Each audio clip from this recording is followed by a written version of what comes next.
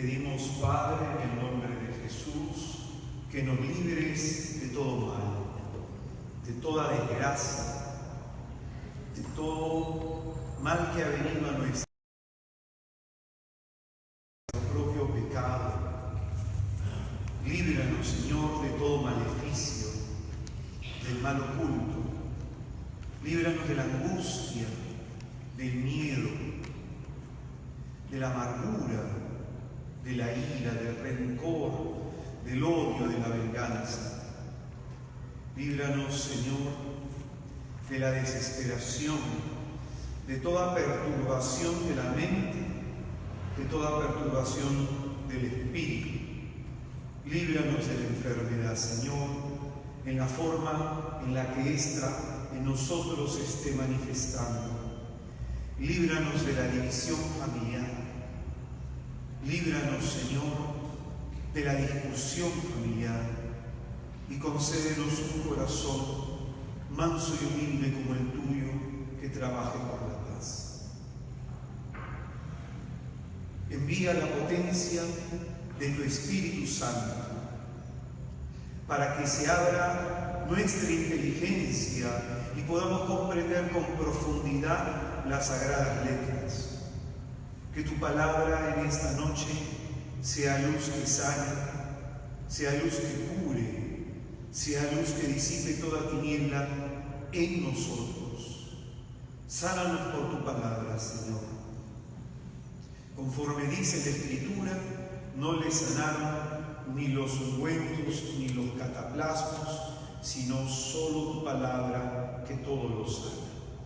Concédenos a nosotros, que hemos venido a oírte, a dejarnos tocar por ti, que tu presencia santa en medio de nosotros nos cure. Dios te salve María, llena eres de gracia, el Señor esté contigo, bendita eres entre todas las mujeres y bendito el fruto de tu vientre, Jesús. Santa María, Madre de Dios, ruega por nosotros pecadores, ahora y en la hora de nuestra muerte. Amén. Que por las purísimas entrañas de la siempre bienaventurada y gloriosa Santa María de Nazaret, Madre de Dios, Madre de la Iglesia y especialísima Madre de cada uno de nosotros, sea puesta en fuga toda obra de las tinieblas, todo aquello que impida que con nuestro corazón acojamos el Evangelio de Dios, que en esta hora toda cizaña sembrada en nosotros, la Señora Santísima, por su misericordia, se digne a arrancarla de nuestro corazón y a preparar nuestro corazón para acoger la palabra de Dios. Como son más los que están en contra de nosotros, de que están a favor de nosotros, que aquellos que están en contra de nosotros, pedimos la intercesión de los santos del cielo. San Francisco de Asís, Ruega por nosotros. San Agustín, Ruega por nosotros. Santa Mónica, Ruega por nosotros. San Bosco, Ruega por nosotros. San Juan Macías, Ruega por nosotros. Santa Rita de Casia, Ruega por nosotros. San Benito Abad, Ruega por nosotros. San Gabriel de la Dolorosa, Ruega por nosotros. San Juan de la Cruz, Ruega por nosotros. Santa Teresa de los Andes, Ruega por nosotros. Santa Clara de Asís, Ruega por nosotros. San Juan Pablo II, Ruega por nosotros. San Juan XXIII, Ruega por nosotros. San Pablo VI, Ruega por nosotros. Santo Toribio de Mogrovejo. Ruega por nosotros. Y pedimos a nuestros ángeles custodios que están contemplando día y noche el rostro de Dios, que rueguen por cada uno de nosotros. Ave María Purísima. En el nombre del Padre, del Hijo y del Espíritu Santo. Vamos a dar un fuerte aplauso a Jesús de Nazaret.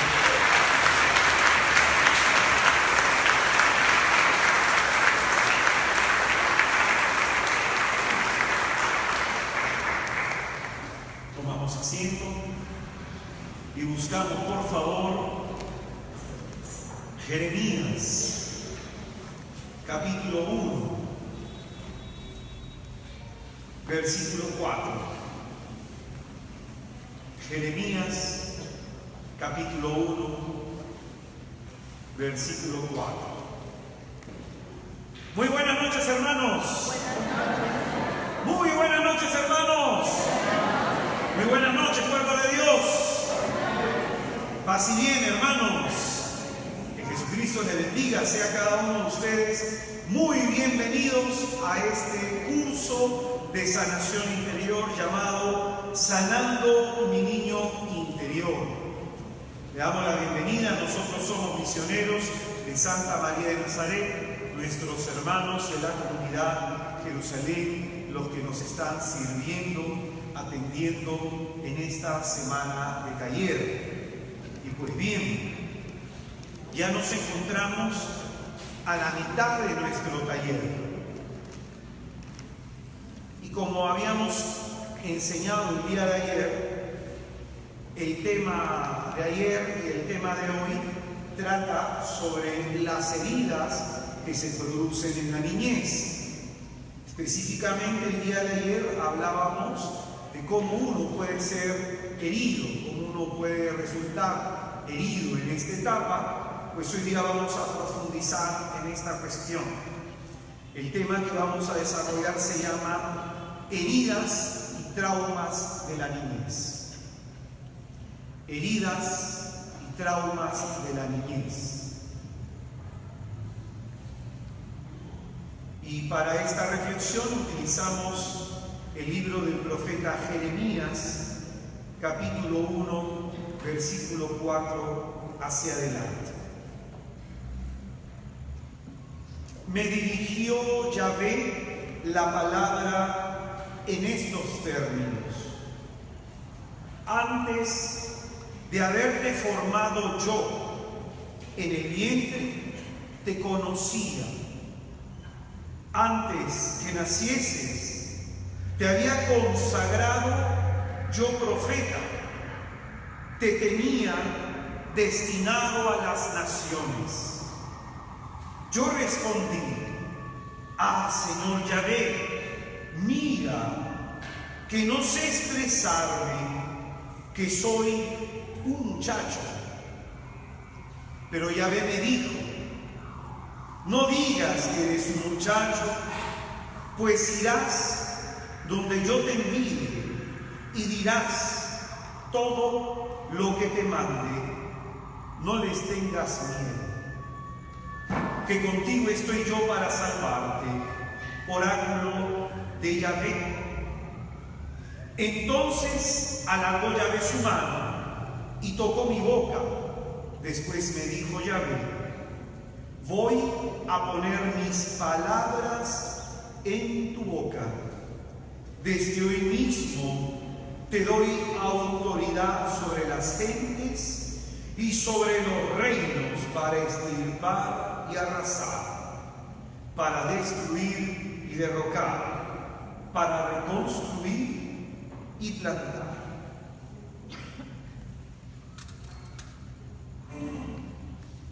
Es palabra de Dios.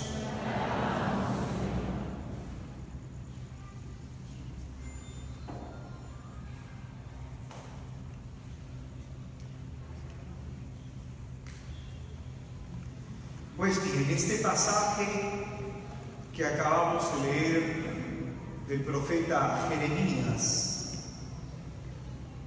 es un pasaje bastante hermoso por varias razones. Y la principal es que en él se nos muestra cuán valiosa es nuestra vida ante los ojos de Dios. Tu vida, nuestra vida, es muy valiosa ante los ojos de Dios. Nuestra existencia nos muestra este pasaje, que en su momento también lo utilizará San Pablo para hablar de su propia vocación. Nuestra existencia no es producto de la casualidad, sino que obedece a un propósito, a un designio de Dios. Y con esto quiero decir que Dios nos ha creado a cada uno de nosotros para algo. Dios nos ha creado con un porqué y con un para qué inscrito en el alma. Y es en la medida que descubrimos a Dios, es en la medida que con Cristo nos encontramos, como dice la carta a los Colosenses capítulo 3, en el versículo 3, mi vida, tu vida y la mía, nuestra vida está escondida con Cristo en Dios. Lo que significa que en la medida que nos encontramos con Dios en Cristo, se nos revela el plan y el propósito del por qué estamos en este mundo. Por eso, te repito lo que decía en el comienzo, que este pasaje del profeta Jeremías es un pasaje muy hermoso, porque el valor principal de este pasaje se encuentra en que nos muestra que nosotros, llamados por Dios a la existencia, hemos sido llamados para tener una vida con propósito. ¿Amén? ¿Amén? ¿Amén? ¿Qué significa esto? Que Dios nos ha llamado a la existencia para algo, para una misión.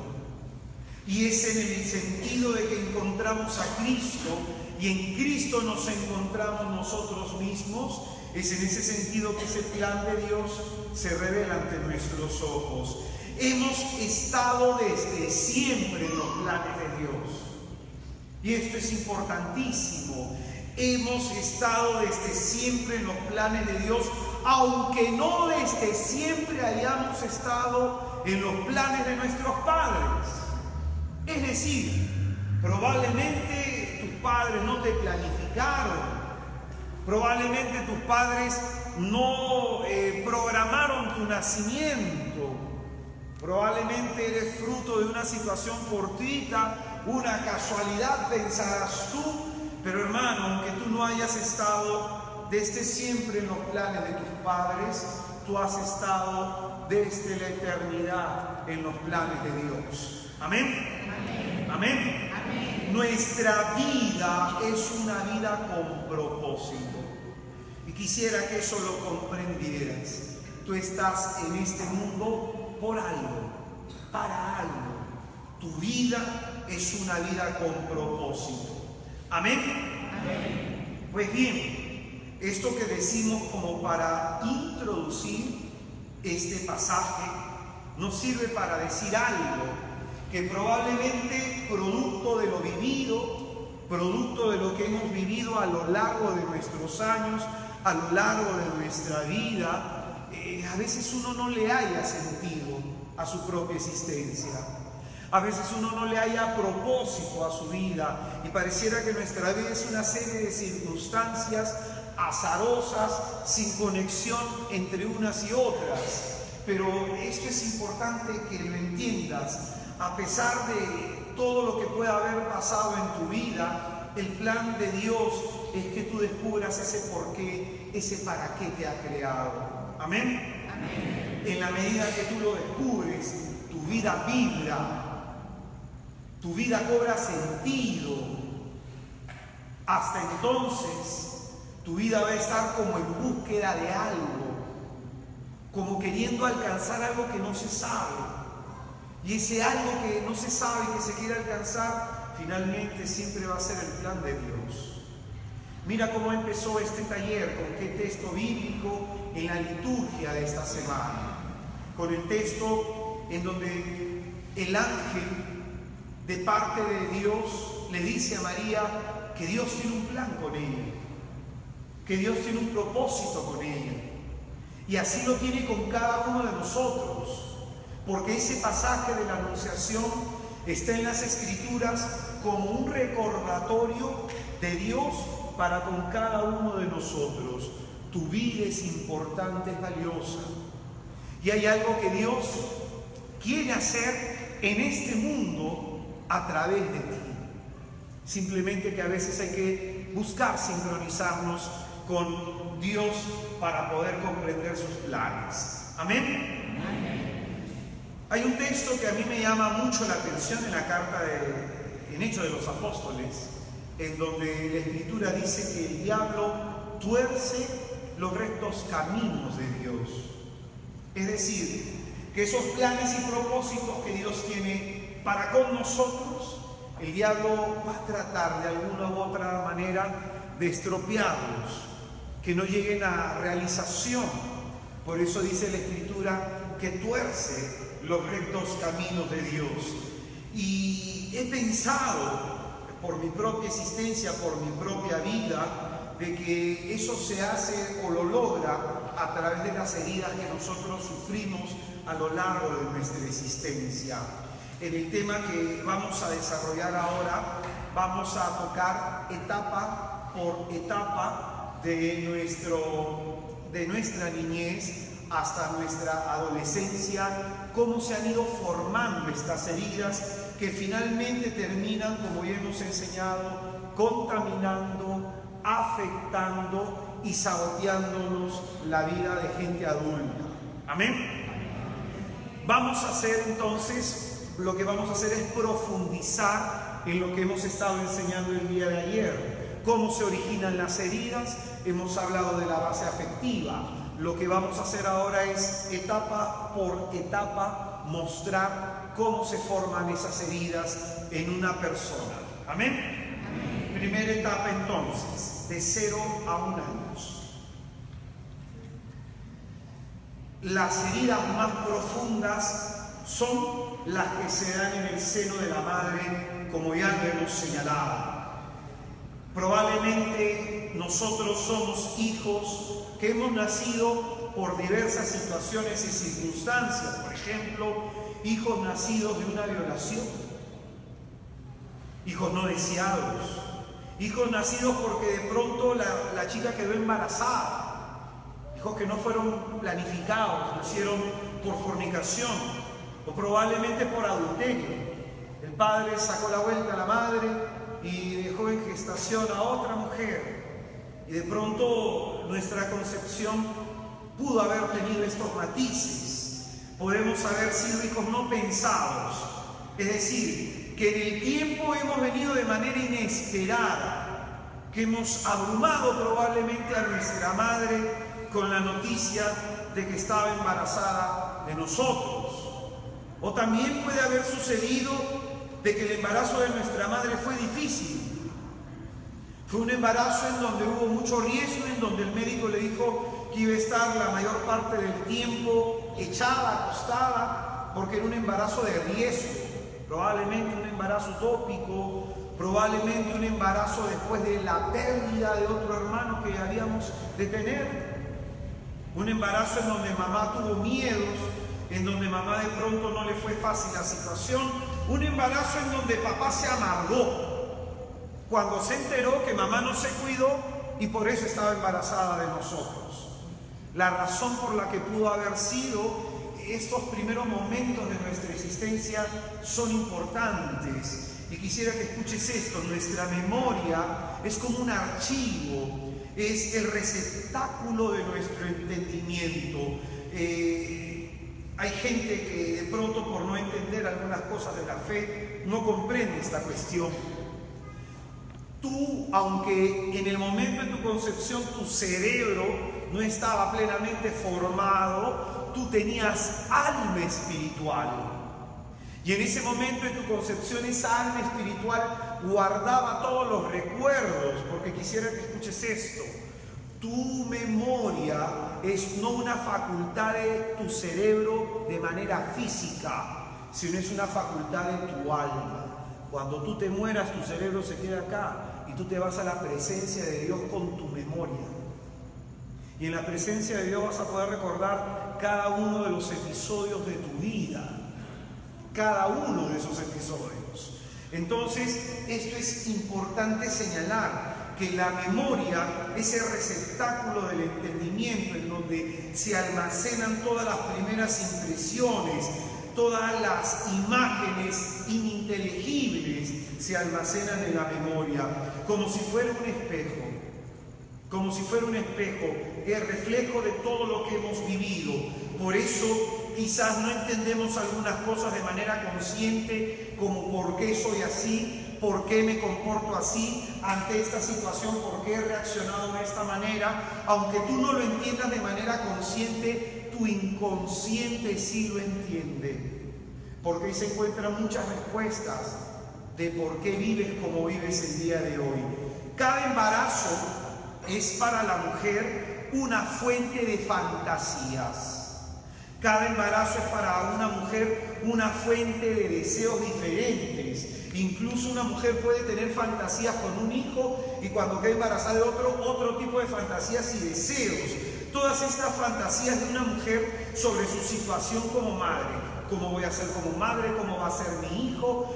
Cuando le dé de lactar, ¿cómo me voy a sentir? ¿Cómo van a ser sus primeros pasos? Es decir, en ese momento, esas fantasías que comienza a generar la madre provocan emociones. Y el niño está teniendo contacto con esas primeras emociones de la madre. Si la madre tuvo de pronto miedo, era joven, ¿y ahora qué voy a hacer? ¿Cómo voy a salir adelante? El padre, mi hijo, me ha dejado. Cuando se lo diga a mi mamá, ¿qué va a pasar? Cuando se lo diga a mi papá, me botará de la casa. Es decir, cada embarazo es distinto por la situación y circunstancia en la que se dio. ¿Me dejo entender? Por eso es importante que tú preguntes, tu familia, ¿cómo te recibió a ti? La noticia que tu madre estaba embarazada de ti fue una noticia que le llenó de alegría, le llenó de miedo, fantaseó, porque hay algunas personas que incluso, por ejemplo, a mí me ha tocado orar por mujeres que rechazaban al niño en el vientre materno. Y rechazaban al niño en el vientre materno porque no estaban casadas. Entonces muchas de ellas decían, pucha, ¿y ahora qué voy a hacer con este niño? Y que la relación con este tipo no está muy buena. ¿Y qué va a pasar si me deja? ¿Qué hago yo a la edad que tengo con un hijo? Entonces muchos hijos experimentan esas primeras emociones. Por eso, esto que estamos diciendo es importantísimo, porque probablemente tu memoria de manera activa no va a llegar hasta ese momento. Tu consciente no va a llegar a ese momento, pero esos recuerdos ahí están. Y es el Espíritu Santo quien tiene acceso a esos recuerdos. ¿Amén? Entonces, ¿esto por qué es importante y por qué lo decimos? Porque la madre irá manifestando paralelamente al desarrollo fetal una progresiva capacidad de intercambio imaginario. Es decir, el niño no solamente se alimenta biológicamente de la madre, el niño no solamente comienza a nutrirse y procesar los metabolismos de la madre, sino que el niño también se está nutriendo de sus emociones. Se está alimentando de lo que la madre siente. ¿Me dejo entender hasta acá? Eso es importantísimo. Tú te has nutrido de las emociones de tu madre. Lo primero que tú has recibido emocionalmente. Por eso todas las primeras experiencias psicológicas que tiene el bebé las tiene a través de su madre. Hay niños cuando nacen lloran mucho. ¿Han conocido niños así? Yo he conocido un montón de niños así que apenas han nacido lloran prácticamente todo el día, de manera desesperada, porque sienten eso. Sienten el rechazo. Sienten que no han sido niños aceptados. Y fíjate eso, cuando un niño llora mucho, recién nacido, pregunta la relación de los padres. La madre, primero, ¿sabe quién es el padre? A mí me tocó ver en muchos casos en donde pudo haber estado casada la mujer, pero la mujer le sacó la vuelta con otras personas y ni siquiera sabía quién era el padre. Por eso te digo, en el vientre materno pasan un montón de cosas que quedan en lo oculto que solamente lo conoce Dios. Entonces, hay niños que nacen enfermos, que nacen débiles. Hay niños que han nacido hasta con úlceras sangrantes en el estómago. Hay niños que nacen con fibrosis pulmonar, que mueren a los meses. Y eso es por cómo ha sido la relación de la madre en el vientre. Si tuvo miedo o no tuvo miedo, fue un niño aceptado, el vínculo que tuvo con el padre, todo eso va a afectar a la criatura. Por eso la madre fantasea con el hijo ideal. Eso le da una carga emotiva a su embarazo. Por eso cuando se dice, ¿no? Hay mujeres que de manera tosca dicen, si tú estás vomitando en tu embarazo es porque estás rechazando a tu hijo. Hay mujeres que dicen eso y se lo dicen a otra mujer y embarazada todavía, que tosca, ¿no? Y entre las mismas mujeres, ¿ah? Un hombre no lo diría, porque conozco a algunos que sí lo ha hecho. Cuando la mujer está atravesando ese proceso y está vomitando, significa que hay miedo dentro de ella. Significa que hay algo que le está tensando a ella. Significa que está afrontando a este embarazo que le ha agarrado como un golpe. Algo está pasando. Entonces, por eso no todos los embarazos son iguales. Lo transmitido al niño que está en el vientre, atención, son los conflictos inconscientes de la madre.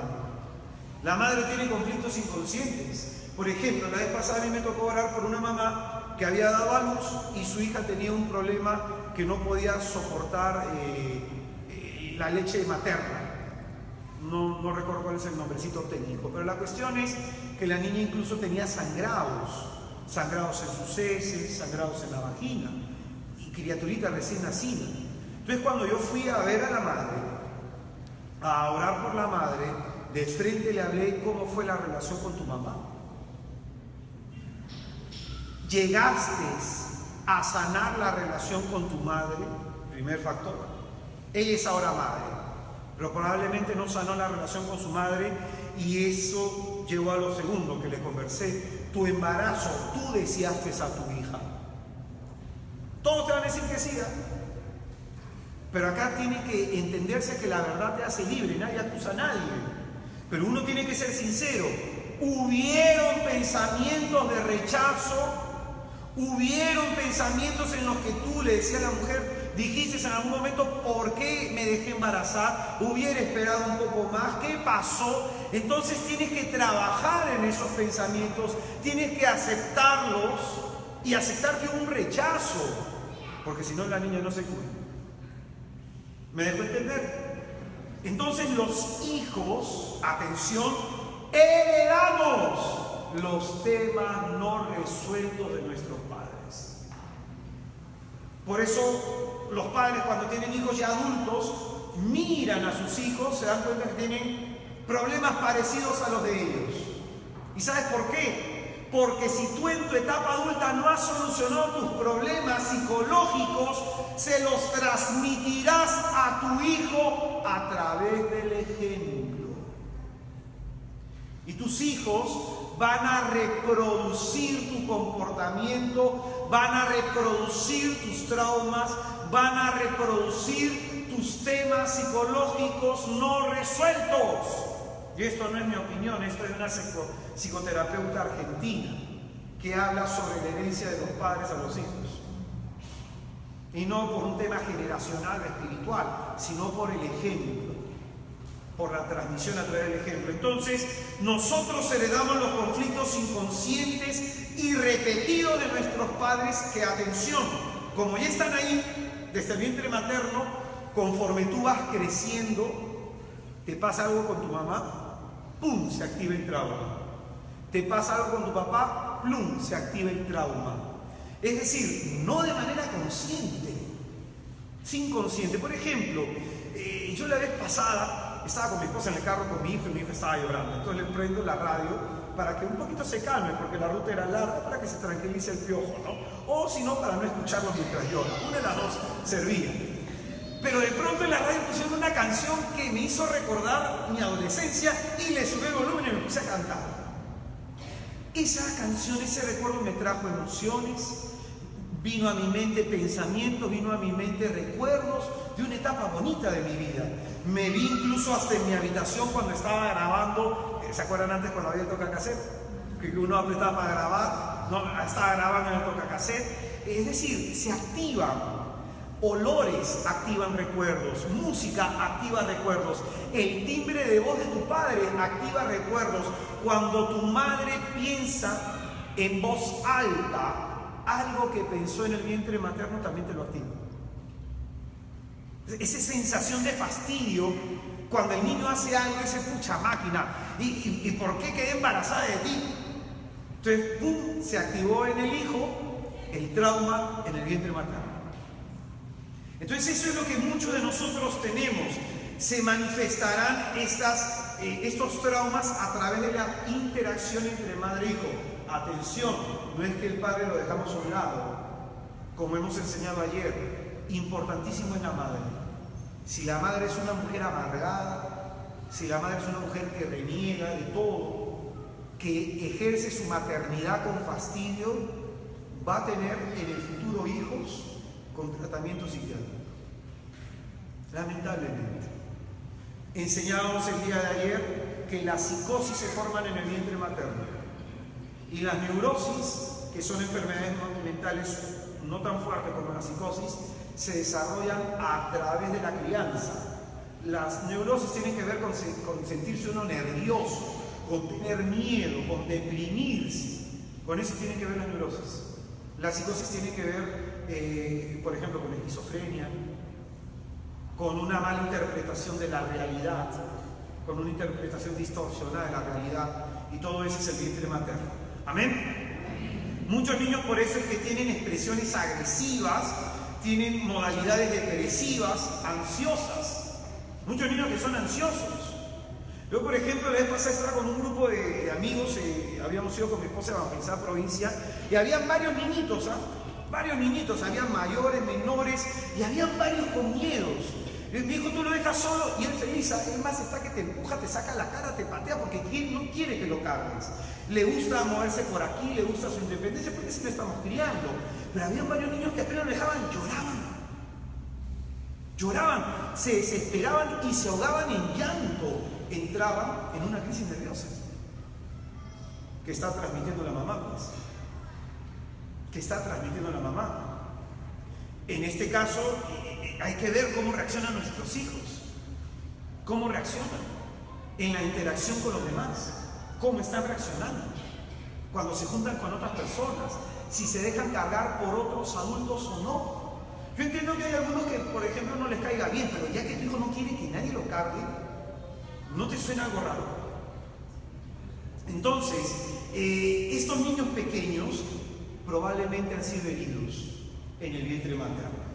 Entonces se dice que es aquí en que empieza la formación, repito, de la psicosis, que son enfermedades psicológicas graves de la percepción de la realidad, y de pronto se van a formar el tema de los miedos. Nosotros no nacemos con miedo, aprendemos a vivir con miedo. No nacemos con miedo. Por ejemplo, la vez pasada yo le pongo a mi hijo un perro, me voy a la casa de un amigo y tenía su perro, y mi hijo le metía cachetadas, lo pateaba al perro, ¿Qué edad tiene su hijo? 1 año y medio, 1 año y 2 meses. Y el niño vive tranquilo y corre para aquí, de vez en cuando se cae, yo lo quedo mirando, se pone a llorar y digo, tranquilo hijito, levántate, no pasó nada. Después que un rato me queda mirando y como ve que yo no reacciono, ay hijito, ¿qué pasó? Y que esto y que lo otro, mi hijo se calma. Es más, cuando él está llorando y yo estoy a su lado, le digo, oye, ¿qué te pasó? Jacob, cálmate. Y se calma. Porque es lo que tú le transmites desde tu corazón. Y eso es lo que tú le transmites a la gente también. Si eres temerosa, si eres insegura, si eres una persona que duda mucho de ti, todo eso transmites hasta en una entrevista laboral. Yo cuando hablo con alguien, miro de frente a los ojos y me quito a veces hasta los lentes. Gente que me dice que mi mirada es muy profunda y hay gente que inmediatamente baja la mirada. Entonces yo, por respeto a la persona, también bajo un poco la mirada para no incomodar a nadie. Pero fíjate, muchos de estos miedos nos vienen desde ahí. Desde ahí nos vienen esos miedos. Entonces, esta es la primera etapa. ¿Amén? 0 a 1 año. Hasta el año el niño es un bebé. Después del año, por ejemplo, cuando mi hijo cumplió su añito, le dije, celebramos que ya no eres un bebé, eres un niño. Así le decía a mi hijo. Es decir, porque hay mamás que el niño tiene 5 años, el niño tiene 11 años, y como le decía ella, tratando como su bebito, ¿no? Ya, yo le dije, ya dentro de poco, hijo, te voy a dar tu lonchera para que te vayas a tu colegio. Y siempre hay que darle independencia al niño. Siempre hay que darle su independencia, que no se quede contigo, sino que se quede con él, que él desarrolle su propia identidad. Segunda etapa, de 1 año a 3 años, de 1 a 3 años. En esta etapa se va a formar una herida que se conoce así: pérdida de la confianza y formación de la vergüenza. pérdida de la confianza y formación de la vergüenza. En esta etapa se forma esto. En esta etapa perdemos la confianza en nosotros mismos y comienza a formarse en nosotros un sentimiento de vergüenza. Esta etapa de la niñez, de 1 a 3 años, es la etapa en la que comienza a formarse la autonomía del niño. Atención, de 1 a 3 años, ¿qué se está formando? La autonomía del niño, en donde el niño se comienza a reconocer que es distinto de los padres, en donde el niño comienza a reconocerse que es distinto a su papá, que es distinto a su mamá, y comienza a desarrollar su propia voluntad. Por eso es una etapa de autonomía. Un niño a esta edad, en ese buscar desarrollar su propia voluntad, este niño va a ser posesivo, va a ser celoso. Una de las primeras palabras de los niños, ¿cuál es? Mío. Van a desarrollar eso. Un niño en esta etapa es egocentrista, todo gira alrededor de él. Quiere que todo gire alrededor de él. Está completamente enfocado en él, no hay capacidad empática. Por eso si al niño alguien le quita su juguetito, va corriendo y ¡pim!, le mete un combo a la otra persona. Por ejemplo, la vez pasada mi piojo de 1 año y 2 meses estaba en el parque de juego con mi esposa y salió con una pelotita y una chiquita la agarró. El enano está gateando, pero se levantó y dio sus primeros pasos para quitarle su pelota. Terrible ese piojo. Entonces el niño es así. No tiene capacidad empática, no está pensando en el otro, no está pensando qué sentirá el otro, si le quito la pelotita la niña se pondrá a llorar, no está pensando en eso, piensan en ello nada más. Es manipulador con la mamá sobre todo, la mamá la manipulan, uy Dios bendito, porque comparte más parte del tiempo con la mamá, entonces manipulan bastante a la mamá, busca imponer la voluntad de los padres, por eso los padres tienen que ser firmes. Pero esa firmeza no tiene que doblegar la voluntad del niño, sino tiene que ser una firmeza que permita que el niño se dé cuenta de que, oye, acá no mandas tú, acá no mandas tú. En nuestro tiempo hay muchos padres que piensan que el hogar es una democracia. Hay muchos padres que piensan que en el hogar tienen que consultar cada cosa que van a hacer con los hijos y de pronto los están tratando de igual a igual, hermano. Tú tienes que entender que tú no puedes ser amigo de tu hijo. Tú tienes que ser la persona que más lo incomode, que más lo fastidie, que más lo rete. Tú tienes que ser la persona que lo discipline y por consecuencia no vas a poder ser amigo de tu hijo. Hay padres que dicen que no, yo quiero ser su amigo.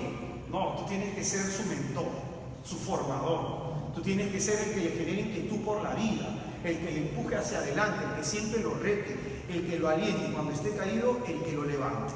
¿Amén? Entonces el niño va a ser manipulador, no acepta que hizo algo malo. Cuando un niño hace algo malo, ¿a quién le echa la culpa? Al perro, por ejemplo, al gato. ¿Se inventa amigos fantasiosos o no? Vino una señora y te cuentan una fantasía. ¿Son así o no? Claro que sí, pues son así. Entonces te va a contar una fantasía y le va a echar la culpa a otros.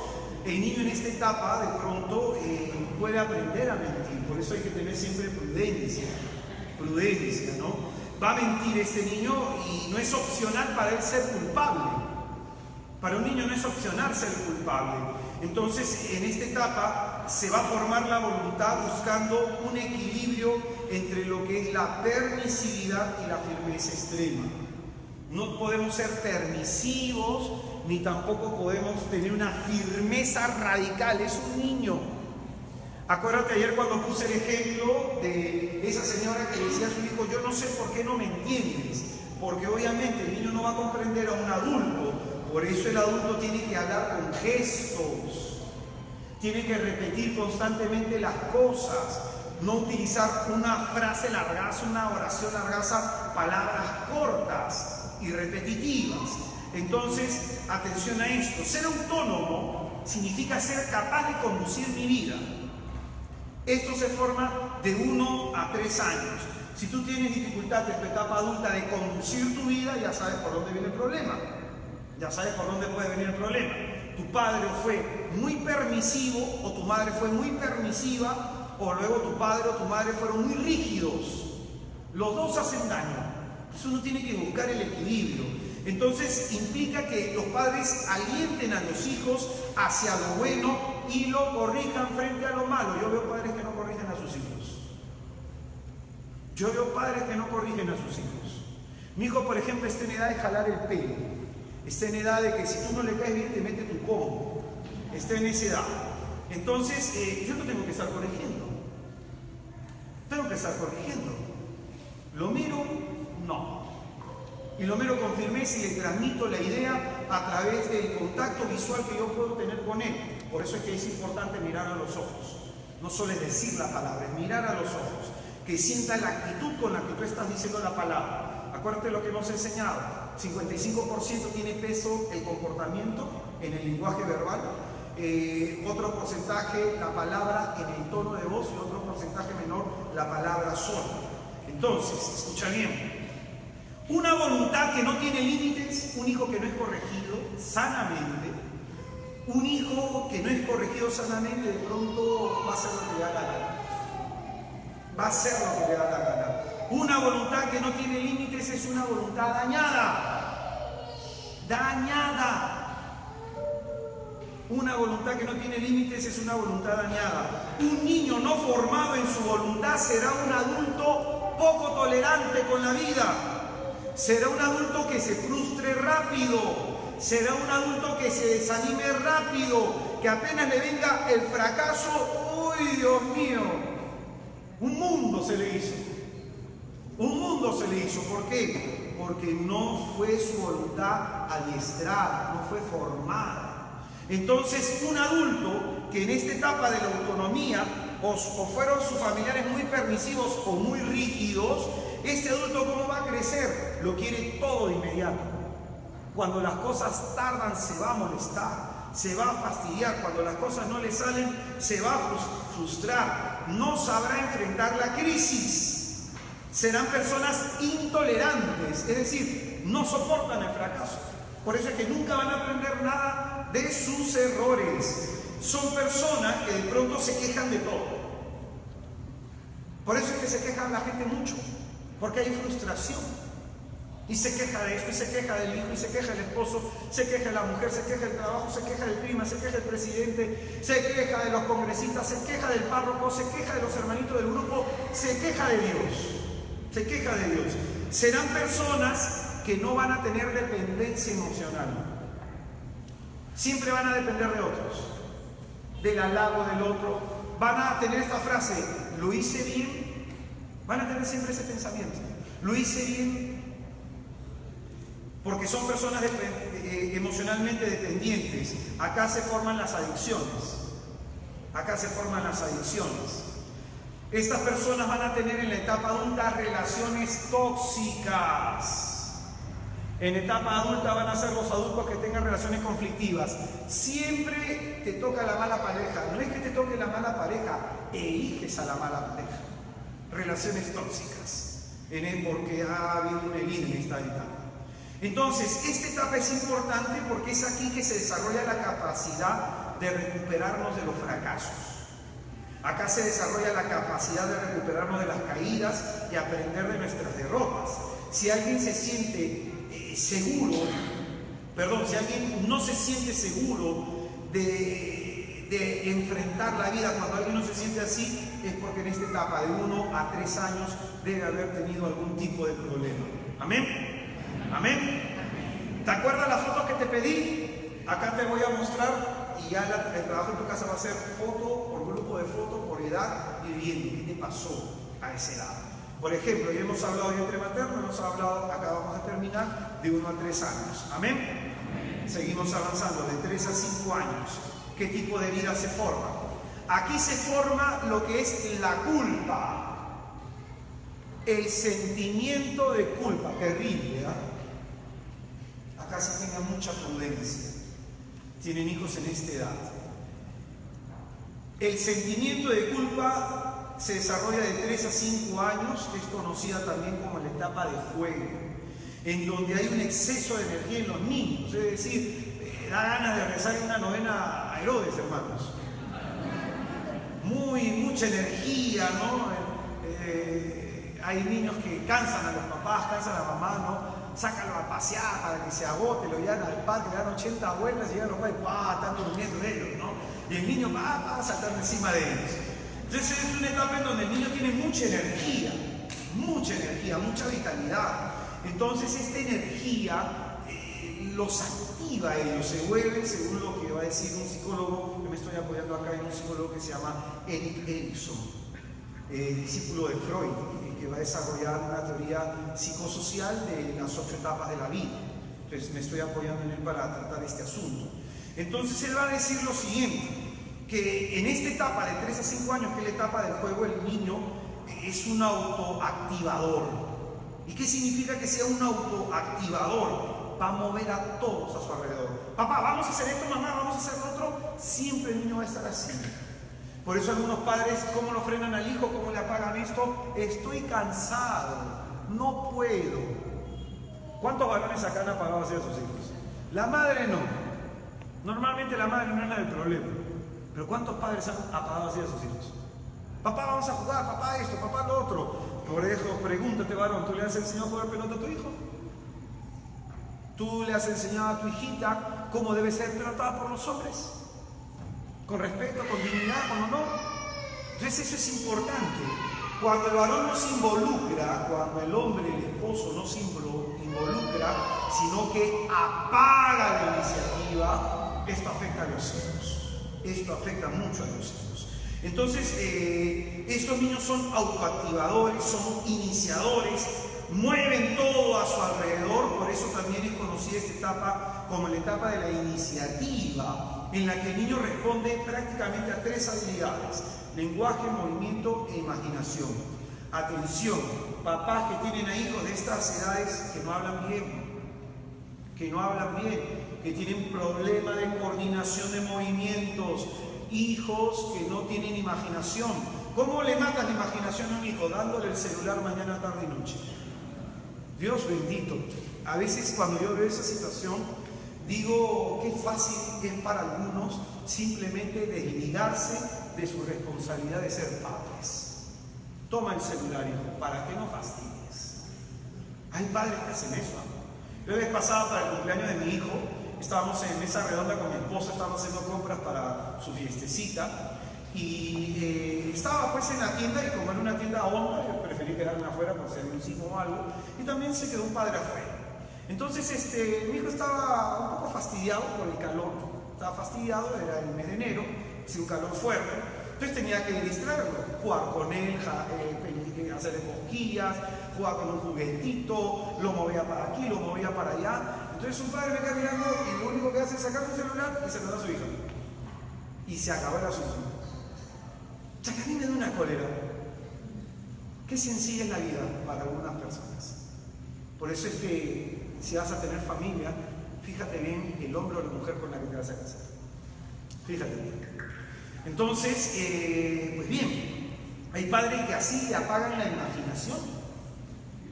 Le apagan la imaginación. Yo, por ejemplo, con mi hijo, cuando juego con él, yo me escondo, me pongo una sábana, le pongo una sábana a él. Por ejemplo, en la casa hacemos escondidas, ¿no? Como él nos corretea por todo el departamento gateando, entonces uno se esconde por aquí, otro por allá, y le tratamos de incentivar la imaginación. Ahí estuvimos jugando pelota con la familia, le quedó pelotas a mi esposa, al niño, a mí no, porque yo era el que pateaba la pelota a todos. Entonces, hay que jugar con los niños. Esta es una etapa en que hay que cansarlos. Oye, tengo que hacer el tema después. Pues es que me estoy quedando de madrugada para terminarlos, y en las tardes trato de jugar con mi familia, jugar con ellos. Entonces, se le apaga la imaginación cuando no juega. También es el tema del movimiento. El niño necesita gatear. Entonces, muchos padres, para que el niño no gatee, para que no se ejercite el gateo, ¡pum!, en el corral, no fastidia. ¿O no? Es verdad, pues en el corral no fastidia. Entonces lo amarras bien, lo encadenas bien, y ya se acabó el asunto y vives en paz. Pero no, tiene que corretearte el niño. Tiene que ir rapidito, gatear rápido, gatear lento, tiene que aprender a bajar del sofá, subir a la cama, tiene que aprender todo eso. Tiene que tener habilidades. Y el lenguaje. Bueno, en explico, no le hablamos como tontito. Papito lindo, pechucho, mucho, ¿cómo estás? No, Jacob, ese es su nombre. Jacobcito no, Jacob es su nombre. Su otro nombre es Eliú. Es Eliú, le digo cuando estoy molesto. Jacob Eliú. Pero bueno, la cuestión es de que esta es la etapa en que se tiene que desarrollar el lenguaje, se tiene que desarrollar el movimiento y se tiene que desarrollar la imaginación. Entonces el juego es la base de todo. La base de todo. El niño tiene que tener horas de juego.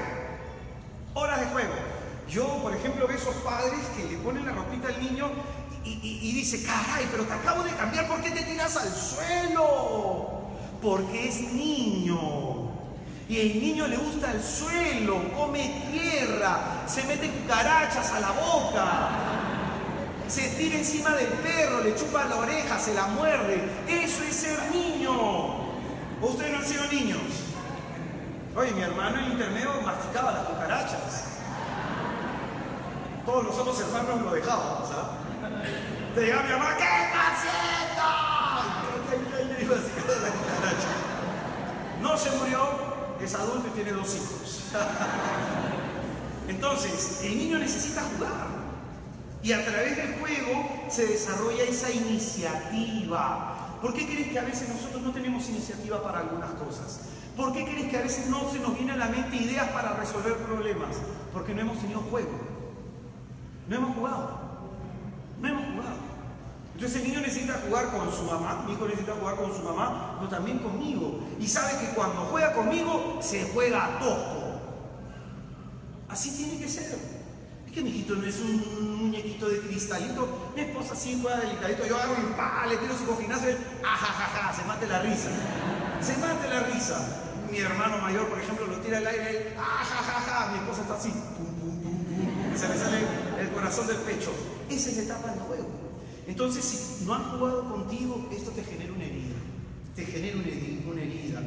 Porque esa herida te va a impedir a ti tener imaginación, tener iniciativa. Por eso es que el niño, como es inquieto y quiere jugar, no, a cada rato. Dicen que no hay que decirle no a los niños. Trata de ver alguna manera en que le expliques que no debe ser tal o cual cosa. Pero el punto es que el niño muchas veces va a ser sancionado, muchas veces va a ser corregido drásticamente, más que corregido, castigado drásticamente, con un golpe, un grito, una jalada de pelo, una jalada de oreja. La vez pasada estaba yéndome al aeropuerto de Misiones con la familia, había una señora que le metió un jalón de orejas al hijo. Ya el tráfico estaba avanzando, pues si no me paraba y le decía Zambacanuta. Pero hay padres que piensan que así lo van a dominar. Y eso es terrible. Eso lo único que le genera al niño es culpa. Y comienza esa culpa a desarrollarse porque se comienza a desarrollar la conciencia moral del niño, que el desarrollo de conciencia moral pleno se da a partir ya de los 7 años. Pero comienza en esta etapa a desarrollarse la conciencia moral, lo que es bueno, lo que es malo. Y si tú a cada rato sancionas al niño, ¿el niño qué va a pensar? Soy malo. Soy malo. Yo he visto niñitos a esta edad que cuando hacen algo le dicen a los papás, papá perdóname, mamá perdóname. ¿Por qué? ¿Por qué? Porque probablemente, por ejemplo, que esto lo escuché de una chiquita, ¿no? La mamá le decía la chiquita a su hermanita, nuestra mamá se ha puesto mal porque hemos salido a jugar sin su permiso. ¿Qué le está sembrando al niño? Culpa. ¿Por qué la mamá está enferma? Porque ellos son malos. No, mira cómo manipula la madre. Por eso es que la hermana mayor fue a meter a la hermanita a la casa. ¿Por qué no fue la madre? ¿Por qué no fue la madre? Mira tú, el mensaje que le dio, qué triste. Qué triste. Entonces muchos padres así le siembran en la mente al niño, tú eres malo. Una cosa es que el niño se equivoque y que necesite ser corregido, y otra cosa es que sea malo. Son 2 cosas completamente distintas. Una culpa sana ayudará al niño a entender que una acción es mala. Una culpa sana le ayudará al niño a corregirse, pero una culpa insana le llevará al niño a pensar que él es el malo. Entonces, cuando uno corrige a un niño, uno tiene que explicarle, hijo, esto no se hace por esta razón, por esta otra razón. Uno tiene que dar razones. Pero si uno dice, no, entonces el niño le está provocando eso. Pregúntate cómo te han castigado a ti de pequeño. Cuando te orinaste en la cama, por ejemplo, ¿qué te dijo tu mamá? ¿Cuántos de los que están acá se han orinado por miedo? ¿Cuántas veces te han dicho, no hagas eso? Niño malo, ¿cuántas veces te han dicho, te portas mal, eres un cochino, me has defraudado, hijo, me haces sentir mal, hijo, me das vergüenza, hijo, eres un mal hijo? Todas estas frases generan rechazo al niño y le generan una culpa. El niño que constantemente es sancionado de forma dura puede llegar a odiarse a sí mismo. A odiarse a sí mismo. Hay gente que se odia a sí mismo, ¿no? Que se dice qué tonto que soy, qué torpe que soy, no sirvo para nada. Ese es el odio hacia uno mismo, pues. Hay gente que piensa no valgo nada porque de pronto los padres no le dieron ese valor. Estas personas adultas se vuelven criticonas, intolerantes, ven los defectos en los demás. Son personas que solamente ven lo malo, no tienen la capacidad de ver lo bueno. Son críticos negativos. Pueden ser depresivos o pueden ser perfeccionistas. Y algo más, estas personas desarrollan la mentalidad escrupulosa. Una mente escrupulosa. Todo es pecado, todo es malo, todo es sucio, todo es cochino. Yo conocí una señora que cuando se casó con su esposo no pudieron tener relaciones sexuales en la noche de bodas porque la mujer quería la luz apagada, quería prácticamente con ropa, ella estaba desechada así, ¿no? Y el hombre pues le golpeó muchísimo eso, ¿no? Conversaron conmigo y la mujer tenía la mente escrupulosa. Es que, hermano, es que eso es pecado. Hermana, pero usted ya se casó por la iglesia. Pero entonces, ¿por qué me siento mal? No por esto, por algo que te deben haber dicho sobre tu sexualidad, por algo que te debe haber dicho tu mamá sobre el sexo. Por ejemplo, hay niñitos, mi hijo a veces está cambiando y le está cambiando el pañal y se agarra su penecito, se agarra sus testículos. Entonces, no, niño, sácala de ahí, sácala de ahí. Lo traumas, pues. Lo traumas. Que listo, padre, decía. En los baños, cuando uno cambia a los hijos, uno, alabado sea Jesucristo, ¿no? Hay que orar por ese padre de familia. Pero no, simplemente le retiras la mano. Nada más le retiras la mano, porque ellos a esa edad también se exploran. Y no es que, niño cochino, sucio, se está masturbando. No, pues no vas a pensar así, ¿no? Entonces uno comienza a tener una mente escrupulosa. Comienza uno a tener una mente escrupulosa. Y esto te va a afectar mucho la vida. Porque no sabes qué es realmente malo y qué es realmente bueno. ¿Amén? Otra etapa, cuarta etapa, de 6 a 12 años. Aquí ya comienzan los traumas más complicados, más complicaditos. Aquí se desarrolla lo que es el complejo de inferioridad. La etapa preescolar y la etapa escolar son bien conflictivas, bien críticas. Por ejemplo, esta etapa de 6 a 12 años se conoce como la etapa de la industria. ¿Cómo se conoce? Muy bien, ¿qué significa esto? La etapa de la industria. Se desarrolla destrezas por hacer cosas. Uno se da cuenta para qué es bueno, en pocas palabras. Esta es esta etapa. La etapa escolar, entonces uno comienza a sentirse competente, uno comienza a aprender cosas y uno comienza a hacer cosas y es ahí uno que comienza a encontrarse a sí mismo, ¿no? Desarrolla su propia destreza, es bueno para la matemática, es bueno para el arte, es bueno para la música, es bueno para la pintura. Yo, por ejemplo, era pésimo en la clase de arte, pésimo en la clase de arte. El profesor hacía hacer dibujos y mis dibujos me salían horribles. Tenía que romperlo 1, 2, 3, 4, no salía bien. Era pésimo, ¿no? Era pésimo. Y probablemente tú también a lo mejor no eras bueno en algo. A lo mejor matemáticas. Eras muy patriota. Tu libreta era roja. ¿No? Por ahí un par de azulitos nada más para que haya contraste, ¿no? ¿Y qué aprobaba? Pues en obediencia probablemente, ¿no? En fin, educación física. Pero en fin, en esta etapa uno comienza a desarrollar destrezas. Y el problema de las instituciones educativas en nuestro tiempo es que, bueno, hay algunas que han cambiado, a eso sí, que no están enfocados en desarrollar las destrezas del niño.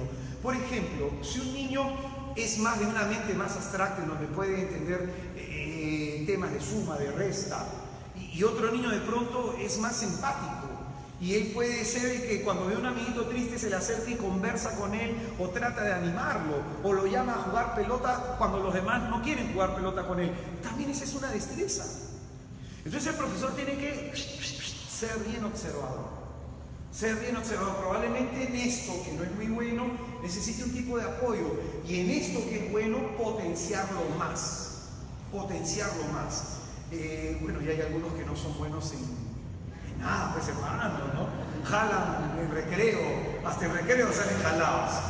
Entonces esta es la época de la industria, pues, ¿no? En donde el niño comienza pues a ver sus competencias y se da cuenta que a lo mejor la compañerita sacó más nota, el compañerito hizo mejor este ejercicio, entonces ya comienza a haber rivalidad.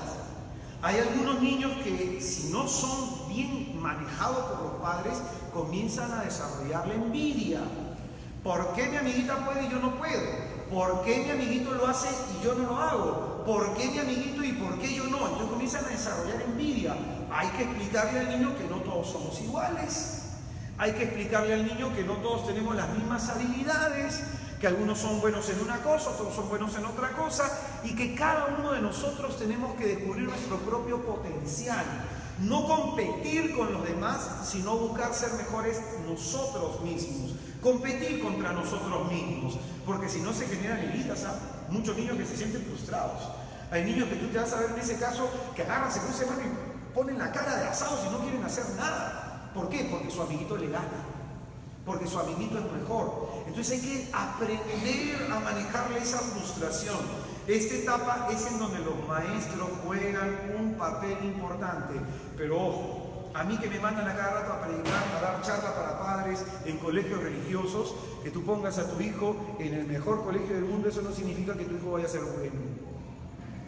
Yo conozco hijos que han salido de excelentes colegios, no voy a decir nombres, pero por no haber llevado el sostenimiento emocional los padres, no haberlo educado bien, no haberlo formado, no haber trabajado con ellos, el niño queda hecho un inútil. Queda hecho un inútil. Y se vuelve una persona superficial, que lo único que les importa son los objetivos y metas a corto plazo, la ganancia que da estímulo de gozo inmediato. No pueden trabajar cosas a largo plazo porque no han sido estimulados. Entonces, una cosa es que tú mandes a tu hijo a un colegio religioso y otra cosa es que tu hijo ame a Dios. Porque para amar a Dios te necesita que tú le enseñes a amarlo. Entonces no importa el colegio, te soy sincero, van a ayudar a algunos, en eso sí, pero de pronto lo que importa es qué haces tú con tu hijo. ¿Qué haces tú con tu hijo? Eso es lo que va a ser importante. Porque a lo mejor tú lo estás mandando a tu hijo a un excelente colegio, como a mí me pasó. Yo estoy en un buen colegio en La Molina, de pronto, pero mi padre se esforzaba tanto para ponerme en ese colegio que no me podía comprar las zapatillas que tenían mis amigos. Que no me podía comprar de pronto la bicicleta que tenían mis amigos. Y eso a mí me complejaba. Complejo de inferioridad. ¿Cuántos acá hemos llorado porque de pronto, oye, no tenemos lo que tiene el otro? De pequeños. Le decíamos a papá, ¿por qué? Y papá a lo mejor se está esforzando para que tú tengas el mejor colegio, pero escapa de tu realidad social. Y tus amiguitos, quieras o no, te van a hacer bullying, ¿o no? Yo, por ejemplo, en un colegio de La Molina con mi Sinfín. ¿Saben ustedes que las zapatillas Sinfín se acuerdan o no? Esa que la suela nunca se gastaba, ¿no? Esa que duraba 80 años, ¿te acuerdas o no? Claro, pues ahora ya son las All-Star, las All-Star, que son igualitas las Sinfín, igualitas, simplemente con otra marca. Oh, de otro país. En fin, la cuestión es de que mis amigos pues tenían su Reebok, sus New Balance, yo tenía mi Sinfín. ¿Te complejo o no te compleja? ¿Te complejo o no te compleja? Claro que sí, claro que sí. Mis amigos lo recogían sus choferes. Yo tenía que tomar mi micro, 2 todavía. Entonces, ¿eso te acompleja o no? Ahí se desarrollan pues los complejos de inferioridad. Que sientes que no tienes lo mismo, que sientes que no logras lo mismo, que sientes que ellos tienen más beneficios que tú. Entonces, esta etapa es importante porque los maestros acá ayudan muchísimo. Ayudan muchísimo. Desafortunadamente, nuestras escuelas facilitan más que el alumno se sienta inferior a que se sienta competente. Por ejemplo, ¿a quién se premia en el salón? Al que salió bien. ¿A quién salió bien? El que salió mal, de pronto no se busca alentarlo, no se busca ver y medir. Por ejemplo, yo soy formador en el tema espiritual. Entonces yo entiendo que no todas las personas espiritualmente van a responder igual, pero yo tengo que alentar todo tipo de respuesta. Hay algunos que responden un montón, otros responden poquito. Pero para mí están respondiendo igual. Porque de acuerdo a su propia condición, de acuerdo a su propia capacidad, están dando una respuesta positiva. Entonces hay colegios que no saben fomentar eso, que no fomentan de pronto que ese alumno que no es tan sobresaliente no se sienta ignorado. Amén. Amén. Por eso muchos niños van a dejar de sentirse competentes. Muchos niños van a decir: papá, no quiero ir al colegio. No se van a sentir competentes. Más encima, si el ambiente de casa es un ambiente de grito, es un ambiente de insulto, peor, el niño no va a querer ir pues al colegio. Tenemos habilidades diferentes a los demás y así es de sencillo. Hay que aprender a ello. ¿Qué es lo que pasa cuando un niño no es recompensado por sus esfuerzos debidamente?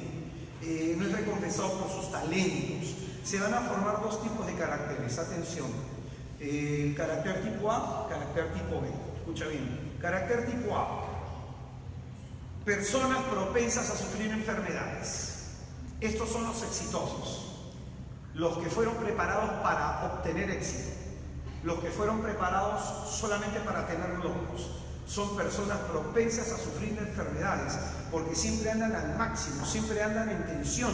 Están en una reunión laboral en tensión, están trabajando en tensión. Pasó el jefe en tensión, no disfrutan lo que hacen, viven una vida tensa.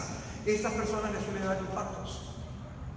Les suelen dar infartos. Son personas compulsivas, siempre se mueven por hacer cosas. Se esfuerzan porque las cosas salgan siempre bien. No está mal que uno se esfuerce porque las cosas salgan siempre bien, pero también hay que tener un poco de tolerancia cuando no salen bien. Amén. Por eso no toleran el fracaso.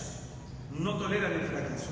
Estas personas son las que se pasan las luces preventivas. Se están manejando. ¡Uy, luz ámbar! ¡Pum! Y se la pasó. El ámbar es para que pares. El ámbar es para que pares, no es para que me quedan 3 segundos más. El ámbar es para que pares. Pero hay gente así. Viven en una demencia, rápidos. Por eso son personas que andan con prisa. Cuando comen, 5 minutos se acabaron. ¿Cuántos comen así? Comen con prisa. Porque por algo se están riendo, ¿no? Comen con prisa. Por ejemplo, estas personas tienen un problema, ¿no? Cuando suena al ascensor, por ejemplo, ¿no? Y siguen tocando. Pero ya tocaste. ¿Para qué sigues tocando? ¿Crees que por tocar más va a bajar más rápido? Oh, no. El Señor está tocando el ascensor rápido. Ascensor bajo rápido. Pensando, hermano, pensando. Pero son las personas que están así, que de pronto cuando están en el banco, pucha, no avanza la cola, la otra está avanzando más rápido, avanza más rápido, y se cambia de cola y justo avanza su cola. Uy, se cambia por otro lado. ¿Son personas así o no? Claro que sí, pues, son personas así. Son esas personas que siempre piensan que los demás los están retrasando. Apúrate, ya se hace tarde para la misa. Apúrate, no voy a llegar a la misa tarde por tu culpa. Son personas así, que tienen mucha prisa. Por ese ser perfeccionista, pues. Por ese ser perfeccionista. Mira, yo entiendo que mi esposa se demora. Yo entiendo que mi esposa tiene el arte y la virtud de generar en mí paciencia. Entonces, yo sé que tengo que ir a misa 2 horas antes, comienzo a movilizar a la gente para cambiarse allá, a la ducha ella, a la ducha el enano, a la ducha yo. Y llegamos a tiempo, porque también hay que encontrar cochero. Pero ya sí que tengo que hacerlo 2 horas antes. No me hago problema, no, mi mujer va a limpiar. Y tranquilo nomás. Entonces, este es el grupo de personas que solamente fueron alentados para obtener victorias. Que no saben estar en la banca, que no saben esperar su turno, que creen que tienen más derechos que los demás. Por ejemplo, en etapa adulta, un ejemplo clarísimo. La vez pasada un comandante de la FAP al administrador de nuestro condominio le dijo: yo soy comandante. Y yo estaba al costado y dije: ¿y? ¿Usted cree que tiene más derechos que yo? No sé. Yo pago lo mismo que usted. Yo tengo los mismos derechos que usted. Así que por favor, corrige esta situación, porque había dejado unos maderos en una reja. Entonces le dije: sáquelo de ahí. es que yo soy comandante y estoy ocupado y tengo que hacer. No, porque habían hasta sus subalternos, había un montón de soldados ahí. Y delante de los soldados, le digo, a ellos le puede mandar, le digo, a ellos todo lo que quiera, ¿no? Porque para eso usted les paga. No, yo pago lo mismo que usted acá. Es más, hasta por porcentaje mi departamento es más grande que el suyo. Tengo más derecho. Propiedad horizontal te da ese derecho, ¿no? Teniendo tú más propiedad que los demás. Pero esos son los adultos que se creen superiores a los demás porque es blanquito. Por ejemplo, a mí me ha pasado que hay gente que me pregunta, ¿usted es peruano? Sí, ¿por qué? No sé por qué, probablemente por el tono de mi piel. Hay gente que escucha mi apellido es francés, pero mi padre es peruano, mi madre es cubana y yo soy cholo. Pero hay gente que piensa eso por su apellido, por lo que gana, porque, no sé, piensa que es mejor que los demás. Son una raza superior. Personas tipo B, el otro grupo de personas, estos son los que no fueron alentados a triunfar en la vida. Esos son los que en su fracaso los aplatanaron ahí. Estas personas, el tipo B, mientras nosotros van a tratar de alcanzar el éxito en la escuela, en el trabajo, estos simplemente aprenden que es en vano esforzarse. El grupo de los B, los que nunca fueron alentados, estos piensan que ¿para qué esforzarme tanto? ¿Para qué romperme el lomo si voy a obtener siempre los mismos resultados? No se esfuerzan pues en la vida. Estas personas aprenden que de pronto de todas maneras van a fracasar. Entonces están como preparadas para el fracaso. Mejor no me encariño mucho con esta persona porque me va a terminar cortando. Mejor no me encariño mucho con esto porque me van a terminar sacando. Estas personas son el tipo B, los que nunca les enseñaron a esforzarse. ¿Para qué voy? ¿De qué me sirve? No puedo, no soy capaz, es demasiado para mí. Tienen ese tipo de pensamientos. Estas personas son las que dicen, mejor no me esfuerzo para no desilusionarme, porque si me esfuerzo y otra vez no me sale, no sé qué voy a hacer. Son las personas que piensan así. Tienen eso. Son las personas que no van a atreverse a probar nada en la vida, siempre van a ir a lo seguro. Entonces, en el fondo, estas personas, las tipo B, porque siempre han crecido bajo las sombras de las tipo A, que son personas exitosas, estas personas de pronto van a tender más hacia el fracaso. Van a tender más hacia el fracaso, hacia la pobreza, van a tender más hacia la ruina. Son personas que van a soportar la humillación, que no van a hacer nada para que su entorno cambie, que no van a empujar su vida hacia adelante, sino que van a estar en una situación de estancamiento. Entonces todo esto es porque no se fomentó su capacidad creativa, no se le ayudó a descubrir sus competencias, sus habilidades. ¿Amén? Aquí se desarrolla pues los complejos de inferioridad. ¿Cuántos de acá los tenemos? Entonces, otra etapa, quinta etapa, de los 12 a 18 años, esta es la más complicada. Y esta es la última etapa. 12 a 18 años, la etapa de la confusión del rol. Escucha bien esto. La adolescencia se puede definir como una etapa crítica, tensa e infeliz. Mira así la adolescencia. Como una etapa crítica, tensa e infeliz. 12 a 18 años. Atención a esto que voy a decir que es importantísimo. De los 0 a los 12, el hijo va a necesitar un 65% de atención de la madre.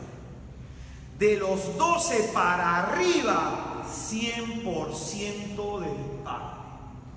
Porque el padre es el que le va a dar autonomía, el que le va a dar libertad, el que lo va a corregir, el que le va a dar disciplina.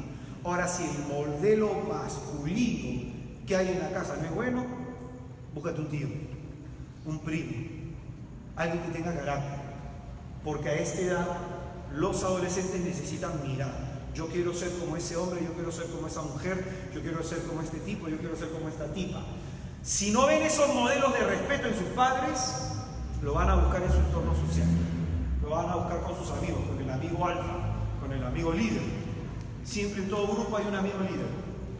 Van a buscar parecerse a ese líder.